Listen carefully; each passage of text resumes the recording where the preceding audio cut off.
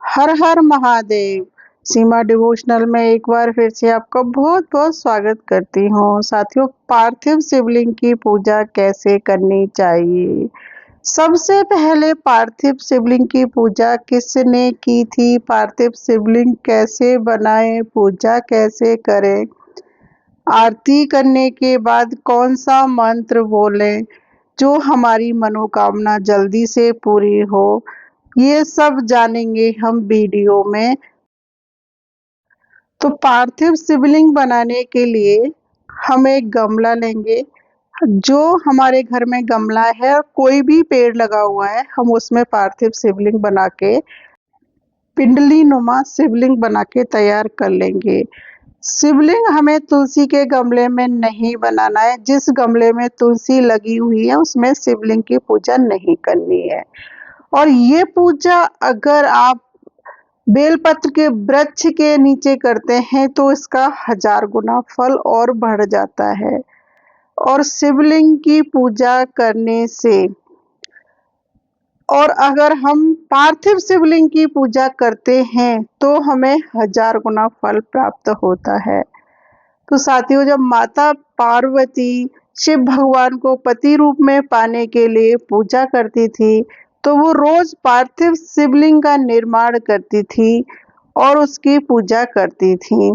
तो कहते हैं कि पार्थिव शिवलिंग की पूजा करने से 1000 गुना फल प्राप्त होता है।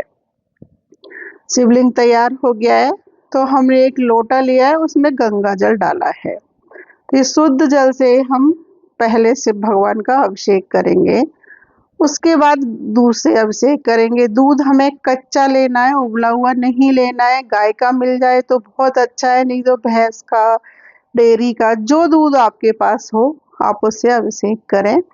और दूध के बाद हमें शुद्ध जल से अभिषेक जरूर से करना है। धीरे धीरे एक धार बनाते हुए हमें अभिषेक करना है।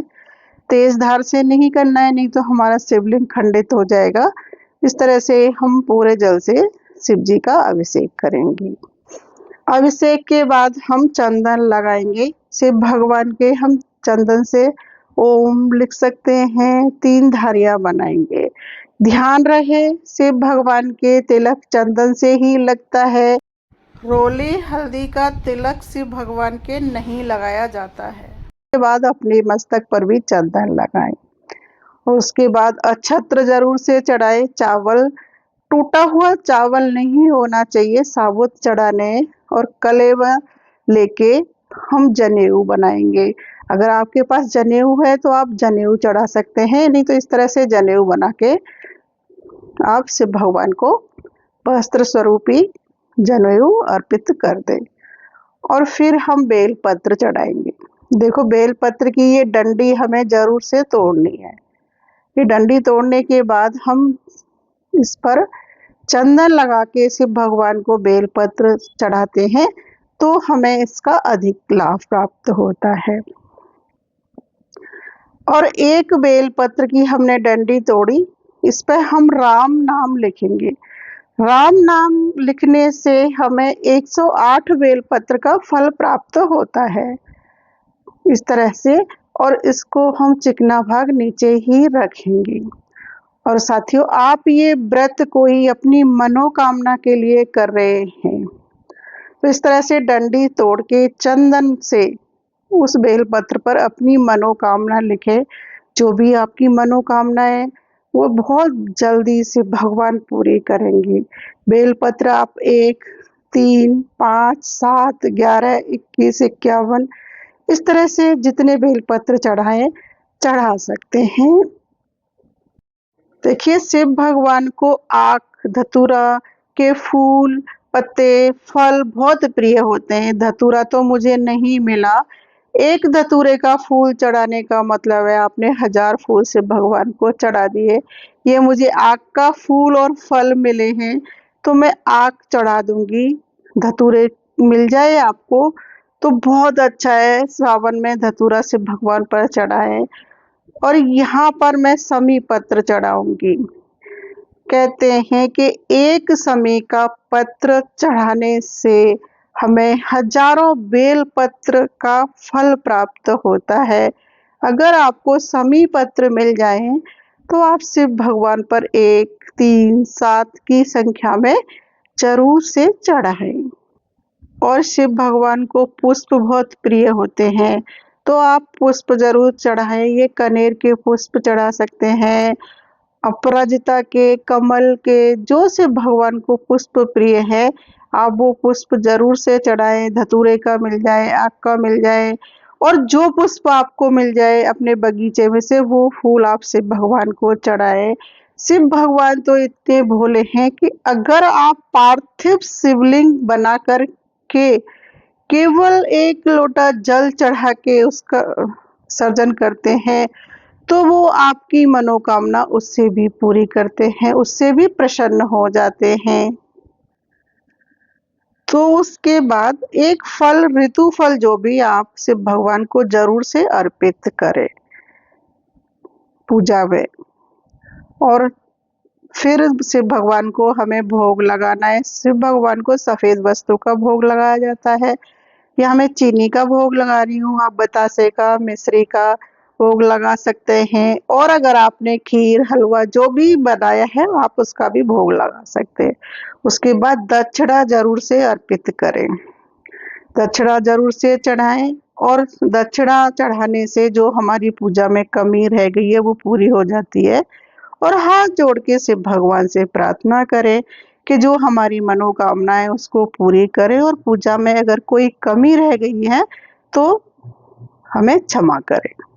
अब एक घी का दीपक हमने जला लिया है, और कपूर जरूर से जलाए शिव भगवान की आरती में। शिव भगवान की आरती में कपूर जरूर होना चाहिए, और शिव भगवान की आरती घी के दीपक से ही करनी चाहिए।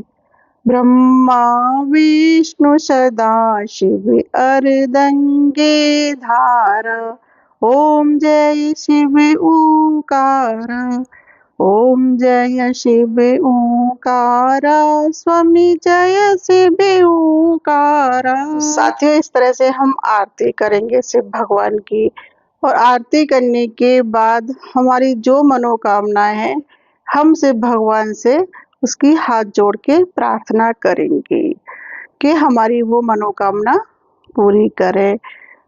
इस तरह से हमारी पूजा संपन्न हो जाएगी। और इस तरह से आरती दिखाए भगवान को, और आरती को 3 बार जल से जरूर ठंडा करना चाहिए, और छींटे भी लगाने चाहिए पूजा के बाद, बहुत ही शुभ होते हैं ये। और इसके बाद हमें एक मंत्र बोलना चाहिए, कर्पूर गौरम करुणावतारम संसारे सारम भुजगेंद्रहारम सदा वसंतम हृदय आरविंदे भव भवानी सहितम नमामि।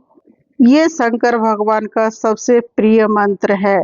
इस मंत्र को बोलने से हमारी पूजा सफल होती है। देखो, अब इसको फल को हम हटा लेंगे, इसको हम किसी बच्चे को भी दे सकते हैं, और चाहे तो इसका प्रसाद बना के सब परिवार इसको खा लेंगे। अब ये दक्षिणा को भी हम रख लेंगे, और दक्षिणा आप रोज पूजा करके इकट्ठी करके एक साथ किसी बच्चे को, कन्या को दे सकते हैं। जब हमारा ये दीपक शांत हो जाए, जब तक हमारा दीपक जल रहा है ध्यान रखना है इस बात का, हमें शिवलिंग का विसर्जन नहीं करना है। जब हमारा दीपक शांत हो जाए तो इस तरह से हम पार्थिव शिवलिंग का विसर्जन करेंगे। ऐसे कहते हैं कि जब हमने पार्थिव शिवलिंग की पूजा की है तो जितना जल्दी विसर्जन हो जाए बहुत अच्छा है। अगर आप जल्दी नहीं कर पाए तो सूर्यास्त से पहले आपको जरूर से इसका विसर्जन करना है। ये पूजा आप पूरे सावन कर सकते हैं। अगर पूरे सावन नहीं कर सकते तो हर सोमवार कर सकते हैं। अगर किसी दिन किसी कारण से रह जाए तो दूसरे दिन कर सकते हैं। ऐसे पूजा करने से शिव भगवान जल्दी से आपकी मनोकामना पूरी करेंगे। आप एक बार ये पूजा करके देखें आपको अवश्य फल प्राप्त होगा। तो साथियों, आपको अगर मेरा ये वीडियो अच्छा लगा हो तो मुझे ज़रूर से कमेंट करके बताना कि आपको मेरा वीडियो कैसा लगा। और अच्छा लगा हो तो मेरे चैनल को लाइक करना, शेयर करना, सब्सक्राइब करना। आपका बहुत बहुत धन्यवाद मेरा वीडियो देखने के लिए। ओम नमः शिवाय। हर हर महादेव।